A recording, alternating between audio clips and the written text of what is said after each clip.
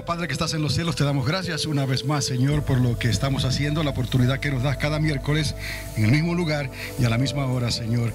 Tuya es la gloria y la honra, Señor. Avanza tu reino. Amén y amén. Entonces, en la semana pasada llegamos hasta este punto en particular, donde es necesario hablar sobre el evento, o uno de los eventos, si no el más importante, en lo que va a ocurrir en un futuro muy cercano, y son las deseadas bodas del Cordero. Pero además de ser llamadas bodas del Cordero, eso necesita explicarse, ¿no?, en su contexto y según la información que tenemos en el libro de Apocalipsis, principalmente, quien es Juan el que habla sobre esto. Además de que nuestro Señor Jesucristo, Él mismo hace mención a un banquete de bodas en el capítulo 25 de Mateo, cuando se refiere a la parábola de las 10 vírgenes. Hace un comentario sobre este banquete de bodas, y algo muy particular que él dice es que entonces se cerró la puerta. Bueno, parece ser entonces que esa puerta va a ser cerrada, o una puerta de suma importancia será cerrada, y después de que esa puerta se cierre, entonces ya no habrá quien entre, y se celebrará entonces la ceremonia y eventualmente entonces el banquete o la cena de bodas. Pero vamos entonces al contexto de la palabra en Apocalipsis y a conectarlo con lo que hemos estado estudiando.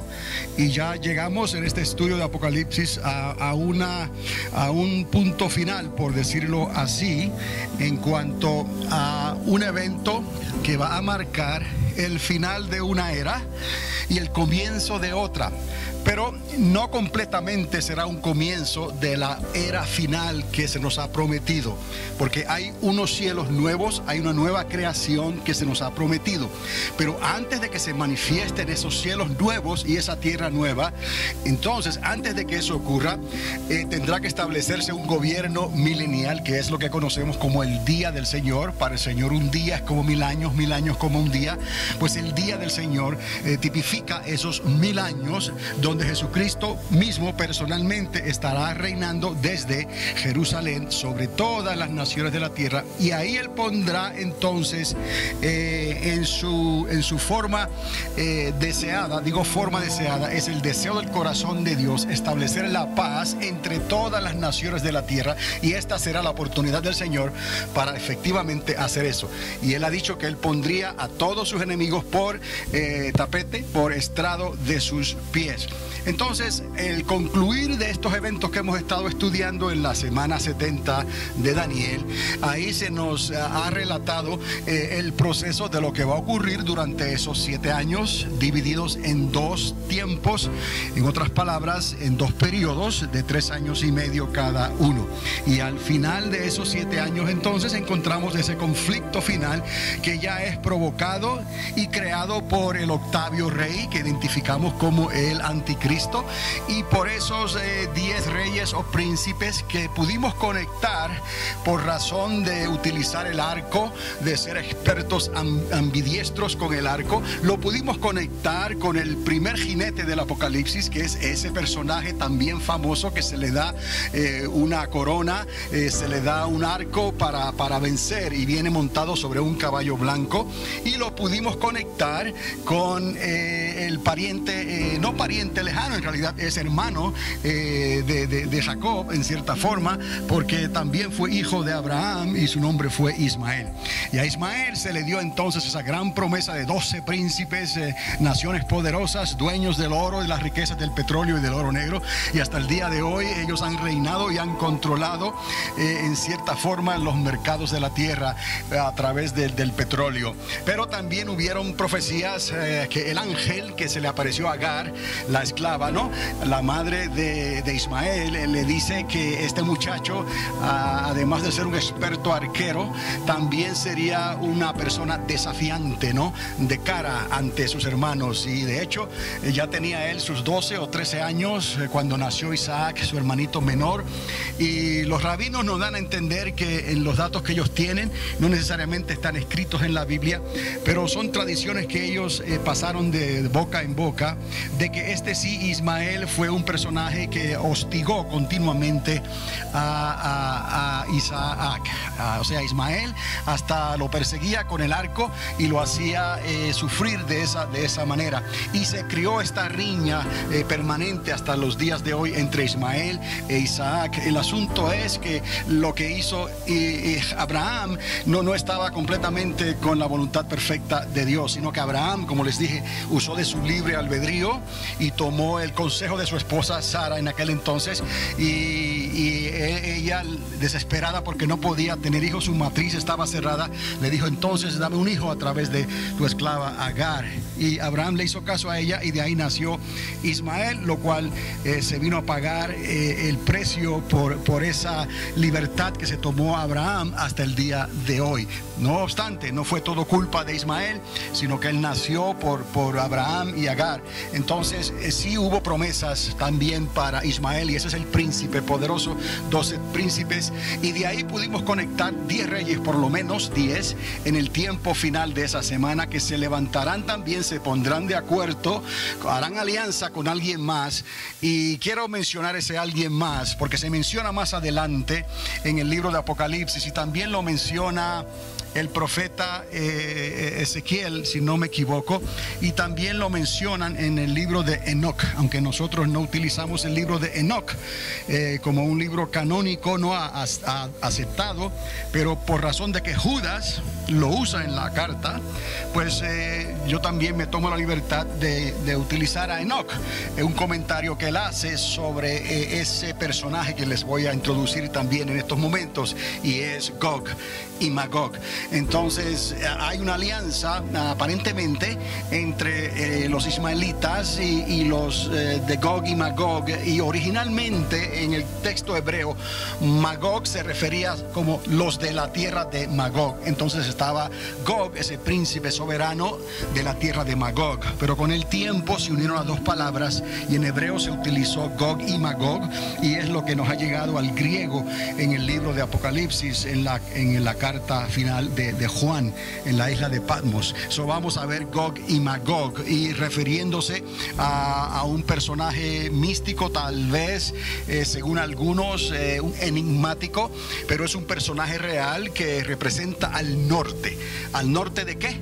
Al norte de Israel. Pero ahí entonces conectamos, antes de llegar a Gog y Magog, conectamos a los ismaelitas con el octavo rey, esos 10 reyes que son los únicos que muestra Juan, con quienes se levantan contra el sistema de la gran ramera, la gran ciudad, la Roma, la Babel, la Babilonia, sistema capitalista, sistema democrático, alianza de sistemas capitalistas, socialistas, democráticos, pero que por dentro tienen un talón de Aquiles, tienen un punto débil, y son los pies del oso de los persas, que traen gobiernos totalitarios, el Islam, y de ahí la República Islámica de Irán, y de ahí entonces los conflictos que se van a formar finalmente, porque ellos destruirán ese sistema capitalista de la gran ramera, lo destruirán completamente. Y de ahí pudimos ver también cómo el Vaticano viene a tomar parte en todo esto, porque el Vaticano está en el centro del corazón de Roma, y ha sido una fortaleza, una super fortaleza también, no solamente religiosa y económica, monetaria, ha estado dentro del corazón del antiguo imperio romano desde los días antiguos, y últimamente están tratando de hacer de que aún el Vaticano y toda esa riqueza y todo ese imperio pague los impuestos al gobierno de Italia, y eso va a traer repercusiones, porque eso no se va a quedar ahí. Roma, el Vaticano es muy poderoso y tiene mucha influencia, pero los sistemas capitalistas del mundo quieren su parte, ¿no? Y entonces ahora, últimamente, en los últimos días, han hecho leyes para que Roma también, el Vaticano, perdón, pague sus impuestos de sus escuelas, de sus restaurantes, de sus tiendas, de sus negocios, no como iglesia, pero de todo lo demás que tiene como negocio, que pague sus impuestos. Y la gente que ha dicho sí, que eso es justo, ¿no? Estamos viendo cómo lo que está ocurriendo en el antiguo imperio romano hoy, en esas naciones europeas, en Grecia, en Portugal, en España, en Inglaterra, en Alemania, y obviamente en Italia, ¿no? Que es la bota romana. En realidad todo eso tiene su explicación y su objetivo con lo que está pasando actualmente con el Medio Oriente, entonces, y con los eventos finales y apocalípticos que se aproximan ya en nuestros días. Y por eso confiadamente les puedo decir que muy posiblemente esta generación, nosotros veremos el glorioso retorno de nuestro Señor Jesucristo a esta tierra. Y no me avergüenzo ni tengo ningún temor por decirlo, ni creo estar muy lejos de la verdad. Prefiero creer que está cerca ya, que está muy lejos. ¿Por qué? Porque los eventos y las señales que estamos viendo a nuestro alrededor están marcando el tiempo profético de Dios, que el día del Señor se acerca. Y antes de que ese día, esos 1000 años se establezcan en la tierra, tendrá que cumplirse esa semana final, la semana 70, que está profetizada por el profeta Daniel en sus libros. Pero, como les dije anteriormente, hay más. Está el profeta Ezequiel, que habla sobre eso, y están los escritos de Enoc, que usted también los puede conseguir si usted lo desea. Entonces, regresando a lo que les estaba diciendo de los ismaelitas y de Gog y Magog, parece ser que hay una alianza en todo esto al final de la gran tribulación, lo cual llevará ese conflicto final en el valle de Jezreel, lo que se llama como la guerra de Armagedón, en un lugar exclusivo, en un lugar escogido por Dios en realidad, para tratar con todas las naciones de la tierra. Y ahí habrá otra gran cena, pero es una invitación no a la iglesia para asistir, o a las naciones para asistir a las bodas del Cordero, o a la cena o al banquete de las bodas. No, es una invitación a las aves de los cielos a que vengan a comer y a beber carne y sangre de reyes. ¿Cuáles reyes? Los reyes de la tierra, de las naciones de la tierra que levantaron el puño contra Dios, que en el último momento se formó ese ejército como nunca antes se había formado un ejército del tamaño como nunca antes se había formado un ejército. Y tiene que ver detrás de todo eso ese Octavio rey y esa alianza con los ismaelitas, y sea también entonces algunos de los de Gog y Magog, que Gog y Magog también viene a ser otra alianza, pero que está reservada para el fin de los tiempos. Solo que les estoy diciendo esto porque el profeta Ezequiel los menciona para el tiempo final de la última semana. Eso quiere decir que Dios sí llamará entonces, utilizando la alianza de los ismaelitas, llamará también a los del norte, Gog y Magog, para que se levanten también contra la ciudad santa. Entonces, de ahí que se formará esa gran batalla de Armagedón en el valle de Jezreel, y de ahí entonces la profecía de Ezequiel de esa gran cena para las aves de los cielos, y vendrán y comerán, y eso dará el comienzo entonces de una nueva era. Pero esta nueva era será una era de por medio nada más, intermediaria. Recuerde los 7 años finales, los 1000 años, y luego la nueva Jerusalén y la eternidad. Ezequiel está apuntando primeramente hacia el comienzo, hacia el final de esa última semana, en esa gran cena a las aves de los cielos, lo cual Juan también lo menciona. Pero también entonces se está refiriendo a los 1000 años. ¿Por qué les digo esto? Porque en las profecías de Ezequiel, desde el capítulo 35 o 36 en adelante hasta el fin del libro de Ezequiel, se está hablando entonces de varias cosas específicas que tienen que ver con el milenio, con un nuevo templo, o sea, el cuarto y final templo que se va a construir, desde donde su trono estará ahí. Quien estará sentado en ese trono será nuestro Señor Jesucristo, y estará reinando las naciones de la tierra por 1000 años.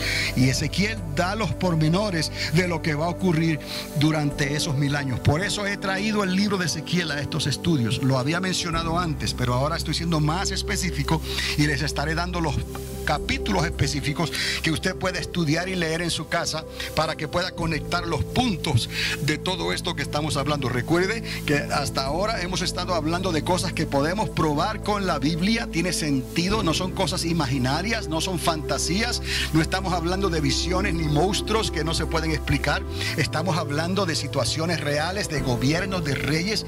Sí estamos hablando de milagros e intervención divina, pero ya nosotros por la fe creemos que nuestro Dios es un Dios de milagros, y sabemos que el dragón y la serpiente antigua también pueden obrar milagros, y eso no es sorpresa para nosotros. Y también creemos que ese anticristo será un personaje que tendrá intervención sobrenatural, porque habrá una cierta muerte, asesinato y resurrección que tendrá que ver con ese personaje. Aparecerá un falso profeta específico, aquella otra bestia que también obrará milagros, señales y prodigios. Estamos hablando de cosas extraordinarias y sobrenaturales. Pero no son cosas de fantasía, no son cosas místicas, son cosas que podemos probar con la palabra. Como ya les he dicho, o ya el Señor nos da la evidencia circunstancial para probar lo que estamos diciendo. O sea, nos da suficiente información en la cual nosotros podemos atar los cabos y podemos entonces entender el propósito de algo o responder a una pregunta. Estamos entendiendo, ¿no? O el Señor nos puede dar la evidencia dada, o sea, es la interpretación directa por boca del ángel. Esto es rojo, esto es azul, esto es esto o esto es lo otro. Eso se llama evidencia dada. Entonces, en base de la evidencia circunstancial que nosotros unimos, porque la palabra misma nos dice que la suma de la palabra es la verdad. ¿Cómo traemos esa evidencia circunstancial? Les he dicho, de la misma palabra, desde Génesis hasta Apocalipsis, y de vez en cuando utilizando otros libros, otras fuentes, pero tratando siempre de concentrarnos y utilizar la Biblia. Y si uso el libro de Enoch, de vez en cuando lo dejo saber. Y también les dejo saber que Judas, que es una carta aceptada, canónica, Judas mismo usó el libro de Enoch. Eso quiere decir que ese libro de Enoch también se estaba utilizando, por lo menos en los días de Judas. No estamos muy lejos de lo que estamos hablando aquí. Para no entrar en la fantasía de Hollywood, les dije, para no entrar en la fantasía de los que profetizan otras cosas por ahí. Pero esto también fue dicho por el Señor, que en los postreros días esto iba a ocurrir. Y cuando se habla de Mesías, recuerde también que no estamos hablando solamente del Mesías cristiano. Estamos hablando también de que los musulmanes están esperando su Mesías también. Todo esto está conectado aquí en el libro de Apocalipsis, en el libro de Daniel, en las cartas, en este caso el libro de Enoch, que lo he mencionado, y también en el libro del profeta Ezequiel. ¿Qué más le puedo decir con todo esto? Que todo esto en realidad nos está mostrando cada vez más claramente la misma fórmula de Dios, que la suma de la palabra es la verdad. Y podemos relacionar entonces todo lo que está ocurriendo a nuestro alrededor a la profecía bíblica, y así podemos entender claramente en qué tiempo estamos viviendo, cómo el reloj de Dios está marcando la hora y cuánto tiempo más o menos nos queda para ser testigos oculares de lo que está por acontecer. Recordando siempre que el día y la hora nadie lo sabe, pero las señales nos fueron dadas a nosotros, la iglesia, por la iluminación del Espíritu Santo, para que como los hijos de Isaacar discernieran los tiempos, nosotros también hoy en día pudiéramos discernir los tiempos y las sazones de Dios y saber que el verano está cerca, que los días finales han comenzado y que Cristo no es que venga pronto o venga de aquí a 100 años o 1000 años, no. Podemos decir confiadamente que Jesucristo viene ya, que hay actividad en los cielos en estos momentos, actividades angelicales en estos momentos, preparándose para el establecimiento del reino milenial de nuestro Señor Jesucristo. Entonces, después de haberle dicho esto como una introducción, entonces vamos entonces a ver ahora la relación de esta cena de bodas y qué es lo que podemos entonces discernir de estos escritos del apóstol Juan en la isla de Patmos, que son tan interesantes porque nos están hablando hoy como estaban hablando en aquellos días. Y en aquellos días, hace 2000 años atrás, el Señor le dijo a Juan: vengo en breve. Entonces, piense usted, si en aquel entonces, hace 2000 años atrás, Jesús mismo le dijo a Juan: vengo en breve. Entonces, ¿cuán breve es el tiempo que nos queda hoy, después de 2000 años y de todas las señales que se han cumplido hasta el día de hoy? Y que cada día que pasa, algo ocurre allá afuera, en las naciones de la tierra, en el Medio Oriente, sobre Israel, que nos apuntan directamente a ese glorioso retorno. Así que es necesario que la iglesia se esté preparando para entonces poder responder al llamado que Cristo nos ha dado. Anteriormente, si se dan cuenta, A ver si puedo llegar a la diapositiva anterior. Estaba utilizando los capítulo 7 de Daniel, capítulo 17 de Apocalipsis específicamente, y hablando de la formación del gobierno, y ese fue el título que había utilizado hasta esta proyección, hasta esta diapositiva. De esta proyección en adelante se dará cuenta que he añadido el capítulo 12 de Daniel en lugar del 7, y los capítulos 18 al 22 del libro de Apocalipsis. Esto le ayuda al lector, al estudiante, a que pueda entonces conectar entonces más o menos por dónde es que vamos y de dónde es que estoy sacando esta información. Anteriormente estábamos hablando de la formación del gobierno. Lo pueden ver aquí, la formación de un gobierno. Ahora, a partir de hoy, estamos viendo la formación del reino. ¿Por qué? Porque estamos llegando o hemos llegado al final de una era y estamos en el comienzo, en el umbral, a las puertas de otra era milenaria. Pero les advertí que no es el final de todos. Después de esto vendrá aún una nueva creación que durará por toda la eternidad. Entonces, Juan da el anuncio de este evento. ¿Cuál evento? La cena de bodas. Y ya les dije, Jesucristo mismo habla sobre ese banquete en la parábola de las 10 vírgenes, el banquete de las cenas, de la cena de las bodas. Juan da el anuncio de ese evento antes de la guerra final.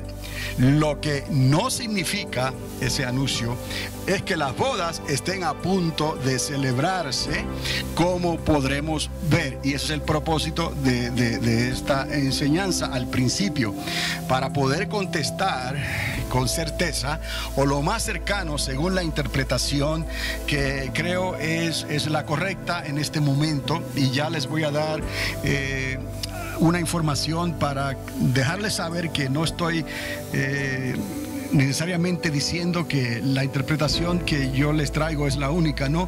Este libro está abierto a interpretaciones, pero eso lo podrá ver más adelante.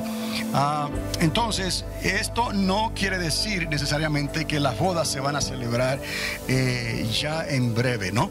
Algo más necesita acontecer. Ahora, lo que sí corrobora Juan en los escritos es la destrucción de esa primera gran ciudad, porque lo menciona antes de